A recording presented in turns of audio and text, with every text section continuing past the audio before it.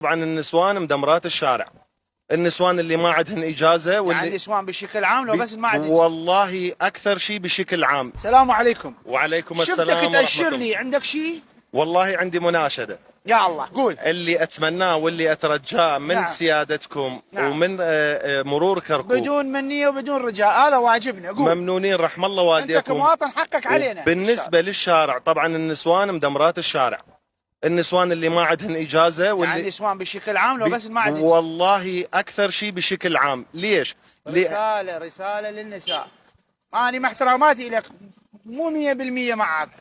أكو نساء صح تسوق سيارة سياقة أصولية قانونية مضبوطة، بس أكو بيهن نعم. اللي اني جاي اشوفه يوميا بالشارع ودا افتر ودا اسوق سيارتي. يعني النسوان يلزمن هذا السايد السريع. يعني انت تعرف طريق بغداد هسه ما شاء الله 6 سايدات او 7 سايدات تمشي تمام. بها السياره.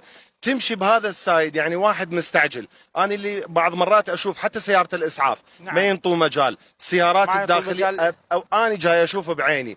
السيارات اللي عندها حالات طارئه، اللي عنده حاله مستعجله يريد يروح للدوام يريد، يعني مدمرات الشارع. انت عندك شيء ويا النسوان؟ لا والله العظيم يعني؟ لا، بس اني اللي جاي اشوفه. فد يوم صادفني موقف اذا ازعجك بهذا الكلام همينه. ايه؟ فد يوم بمكان بدائره انا وصديقي نزلنا على الجراج صاير بالسرداب. يعني مره دا تسوق السياره هي وطفلها.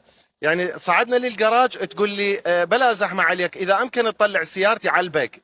زين هاي شلون تسوق سياره بالشارع؟ لا ما يصير. قبل اسبوع انا عندي صديق بالدوام والله تعرض حادث، الله طلع من الموت من وراء سياقه النسوان. يعني الستيرن فالت من ايدها وعابره من ذاك السايد لهذا السايد، والحمد لله طلع بسلامه. هسه يحتاج عمليه. فاني مناشدتي طبعا النسوان لا يزعلن، مو كل النسوان. لا بس اني بس اللي زوجها اللي اخوها يومين علمها بالساحه ما ادري وين لزمت الشارع. والله اني دا اسوق سياره. السياقه تحتاج الى خبره. نعم. الاجازه نعم. الاجازه اللي اترجاها من عندكم شويه تجديد على الاجازه بالتراي.